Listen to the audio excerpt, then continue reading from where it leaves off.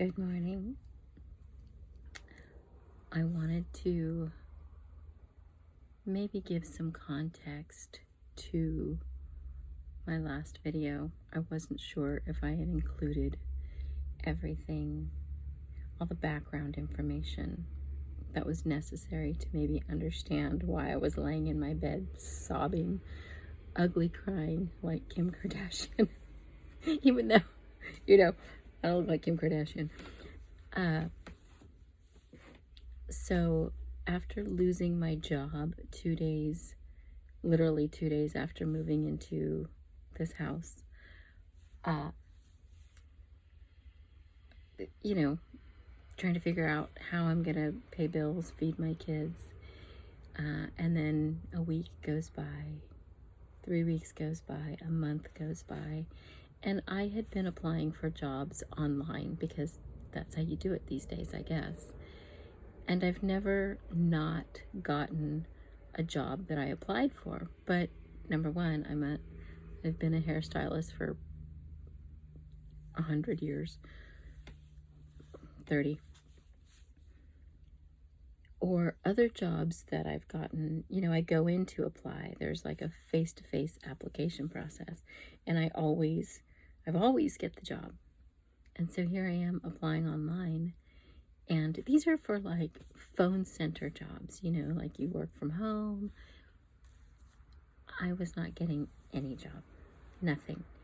Either no response or, thank you, we're not interested at this time.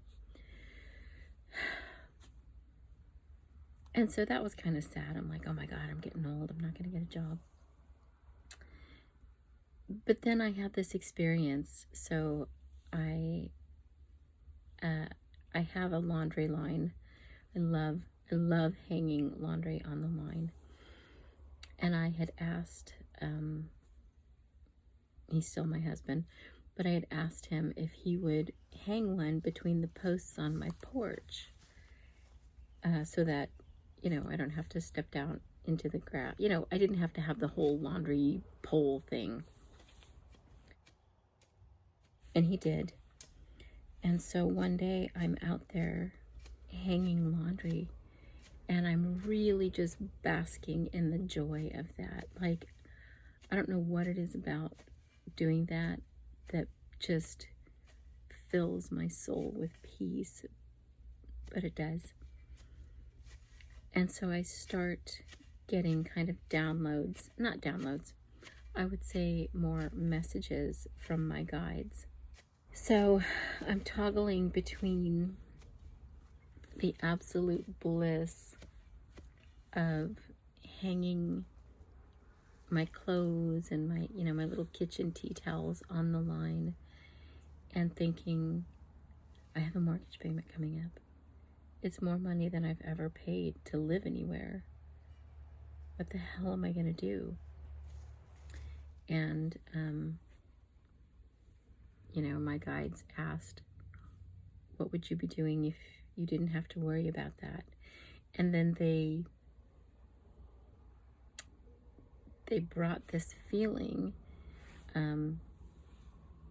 because for all intents and purposes, I am a heterosexual female. They brought this feeling of a masculine energy. And they asked, what would you be doing if you had this masculine energy and you didn't have to worry or think about how the bills would get paid, where the money for food would come from? What would you be doing if you had that? And I paused for a second because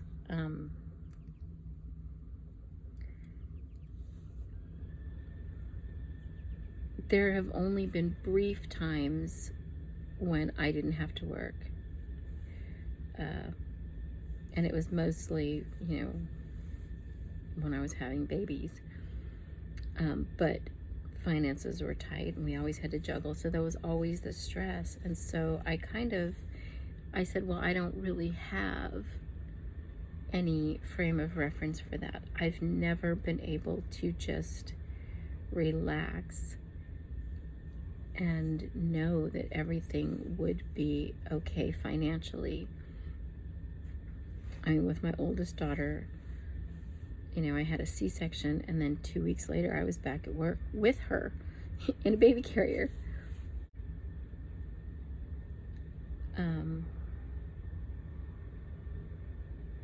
So I've never had that ability to just relax. And I guess what that's called, I'm learning now, is I've never been able to fully embody and relax into my divine feminine of just receiving.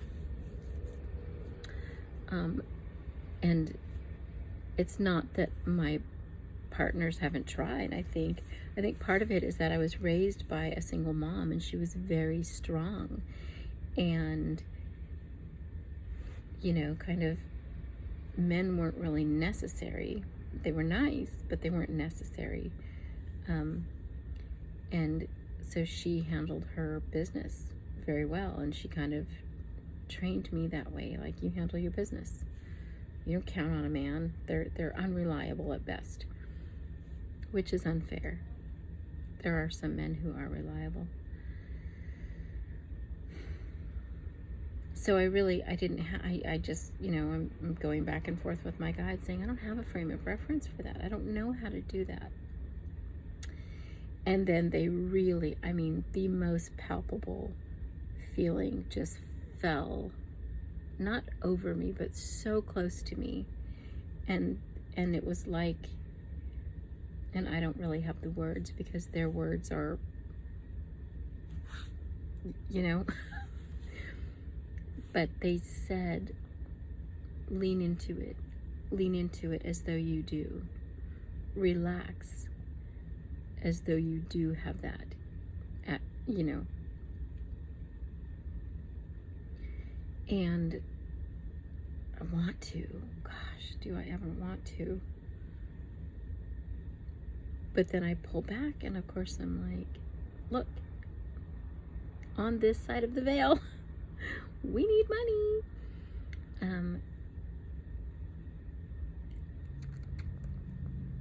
And I need a job. You know, because to me, I mean, I have some hair clients. I don't have enough to, like, you know, support my household. And energy clients. I do energy work also. And I do have clients, but it takes a lot of money to take care of 5 kids and animals and a house, you know. And I said, I need a job. And of course, very eloquently, they said, you have a job. And then they gave me this picture of,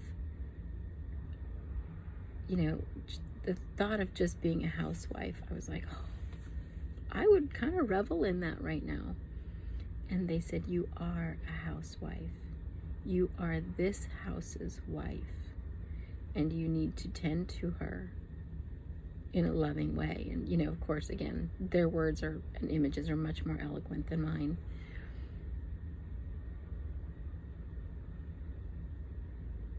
And so my last video where, like, so every time I would apply for a job, I'm not getting it.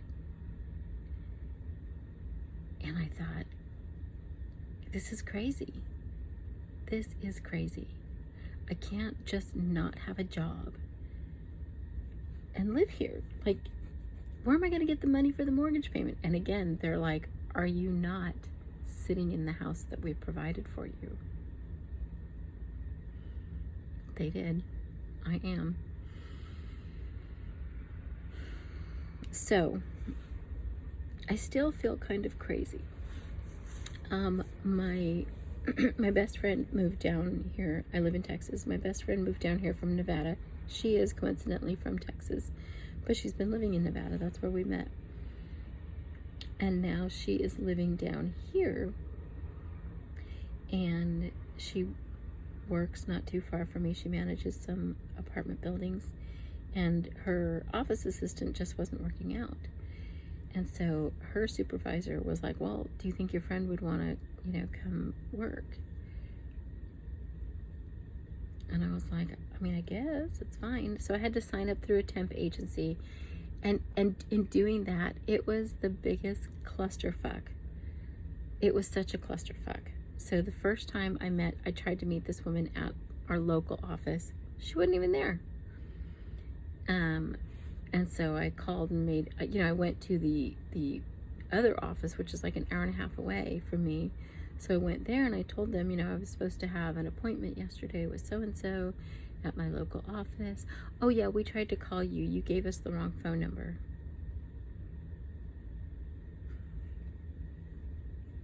Some man answered and he didn't know you. And I'm thinking, do you think I gave you the wrong phone number, or do you think maybe someone wrote it down wrong?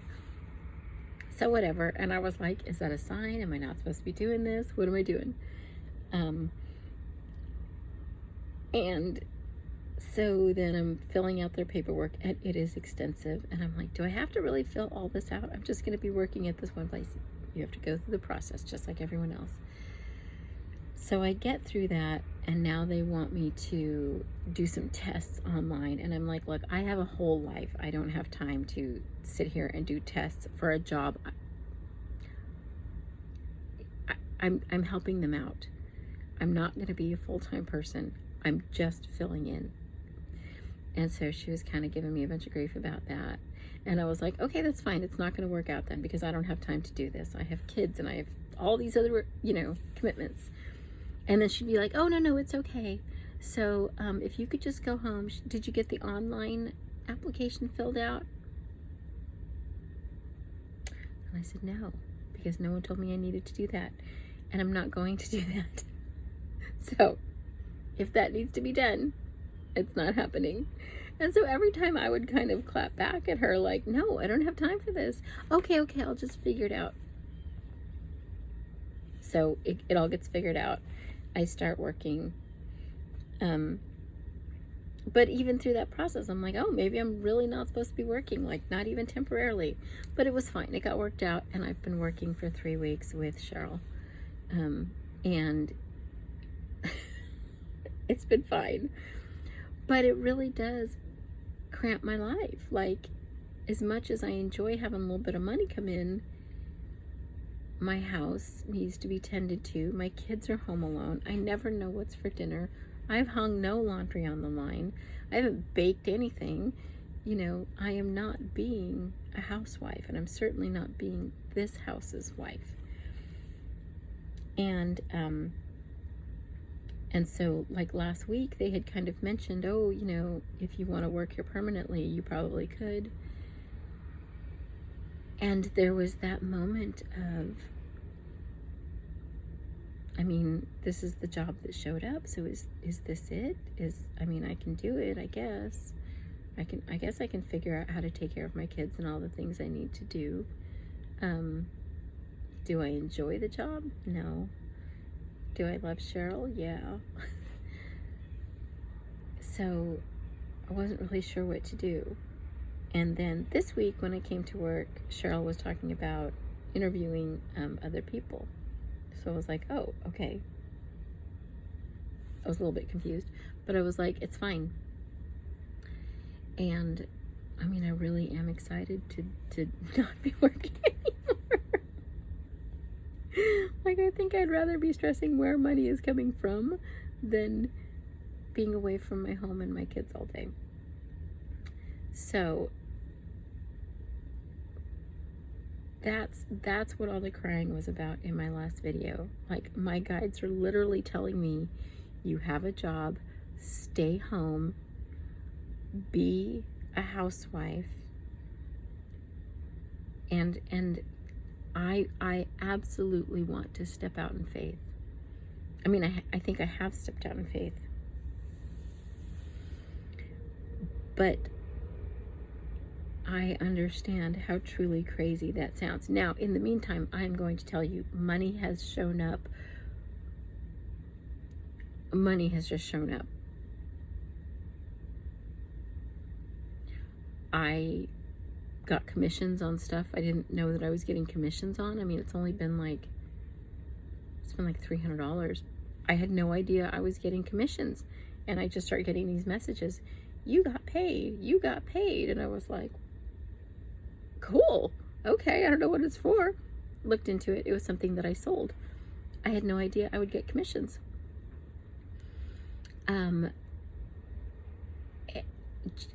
People tipping me extra large at, you know, when I'm doing hair services or when I'm doing energy work, people paying me double. So I don't know. And then even Saturday, I had one woman scheduled for an energy session, and then late the night before, her friend messages me and says, hey, I would like to come too, is that okay? So I said, yeah. So I was like, cool, you know, I have 2 clients today. But then the friend had to reschedule, and she said, can I come next weekend, but can I also bring my daughter? Sure. So it ended up that both of the women needed to reschedule, and then they rescheduled for the following weekend, and I got an extra. So I went from just having 1 appointment scheduled to now having 3 appointments scheduled. And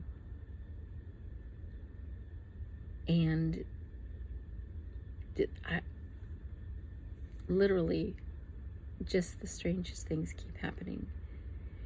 And the more I do what I'm supposed to do, like a few weeks ago, my guides told me to paint a sign and put it out on my fence. And it was like, you know, about like spiritual guidance or session work or something. And I live in a very small town. It's actually called a village. And I'm thinking, this is great. This is great. I'm supposed to put this sign out on my fence and, you know, be the village weirdo. Awesome. And I was very resistant. I didn't want to do it. And shit was just going wrong. Everything was going wrong. The heater broke. Something else happened. It was like one thing after another. And I was like, oh my God. And they kept showing me, you know, you need to listen to us. We're trying to guide you. So I go outside, I get this sign, and then I start painting it. Boom, money shows up.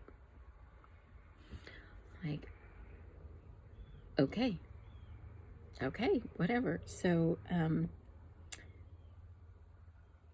I painted the sign and I stuck it out on my fence. But I think it's in the wrong place. I was told where to put it and I didn't put it there. And so, I mean, things have been okay, but I don't have the sign in the place where it's supposed to be. So took it down the other day and I'm going to be hanging it back up. And I'm really excited. Like, okay, I am putting myself out there as the village weirdo. What's going to happen next, though? Like, I'm kind of excited to see.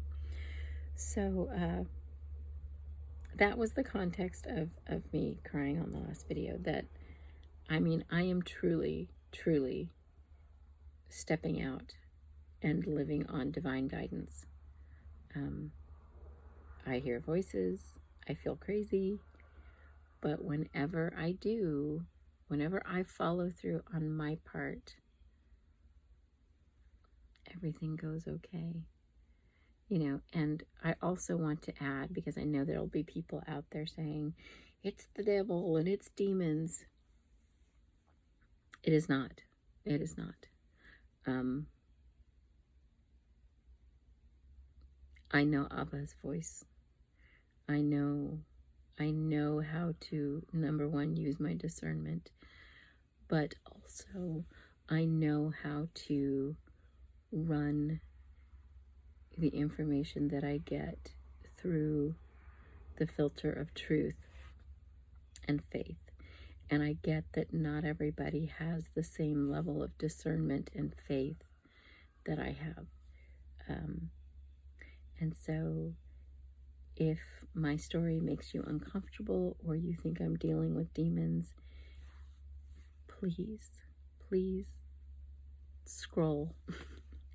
Find another video to watch, because my life is in full woo mode.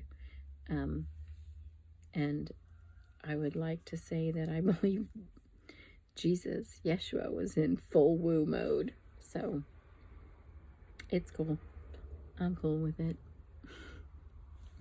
So anyway, there's the context of my crazy video, my crazy ugly crying video.